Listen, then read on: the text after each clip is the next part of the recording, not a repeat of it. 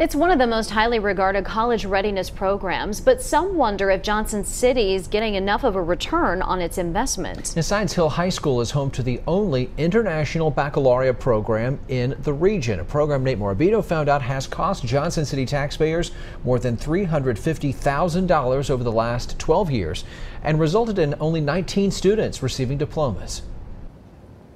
That's not including the 4 students who may or may not earn diplomas this year.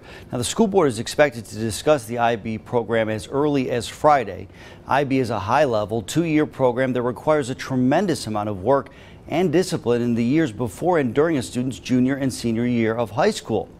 It's an effort that pays off for the students who stick with IB. Some can even enter college as sophomores. Unfortunately, records show not many students participate in the program, and of those who do, few complete it.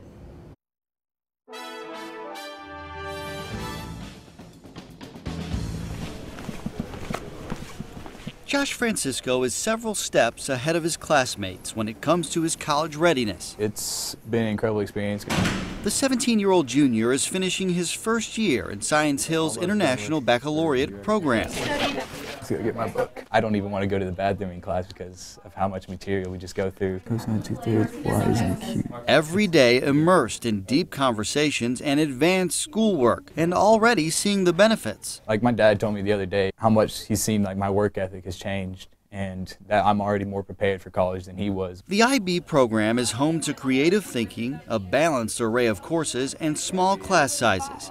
But district numbers show those classes are especially small lately. Just 15 students enrolled this school year, one of the lowest numbers since students could start enrolling in 2008. Do you think that's a weak program?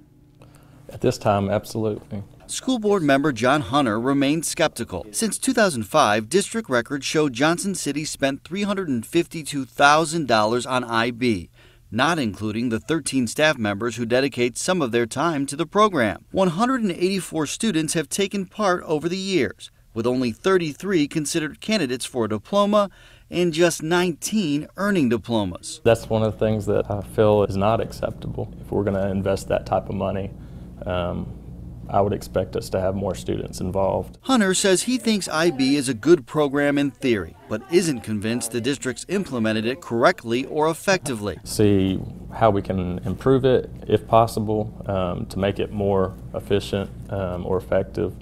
And if not, if this is as good as it gets, look at the possibility of scrapping the program. It does seem low to me. Dr. Steve Barnett will take over as Johnson City's new superintendent in July. One of the things that we need to do is make sure that we look to see are we actually marketing the program effectively. During his first year, he intends to review and measure the value of all programs, including IB. Not just look at numbers, but look at students and look at the opportunities that we're providing for students. You got to realize, I mean, there's only so many things offered for these students that really want to challenge themselves. Both of Jonathan Kinnick's kids started the IB program. The school board member says his son dropped out due to scheduling issues, which the district has since addressed. His daughter, however, is one of the 19 who earned a diploma. That prepared her immensely for college, whereas my son kind of floated through, did well in high school, but didn't have to work near as hard, and then it hit him like a brick when he got to college. He agrees the school system needs to better market the program, do more to improve scheduling,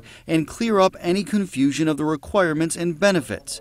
But he believes it's a wise investment and says he plans on fighting for it. It is really an infinitesimal part of the budget, and it's had some growing pains here and there. There's still some things that they're working on improving. I still think it's a good thing going forward. While board members differ on IB's success rate, it's an unacceptable number. The entire board hasn't made any decisions about the program's future. I don't know what to do for this graph. What do you guys do for this graph? Josh Francisco is banking on a diploma so he can attend Vanderbilt University, earn college credits, and land scholarships. It's just a great program, and I really want to see it continue. He hopes more students benefit in the future.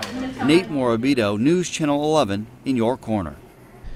12 of the 19 diplomas issued came in just the last 2 school years. Over the last 3 years, the school district issued 39 IB certificates for students who took specific IB courses instead of taking part in the entire program. 11 of them this school year. A student can earn multiple certificates. Certificates are not the same as diplomas, but in some cases can count toward college credit.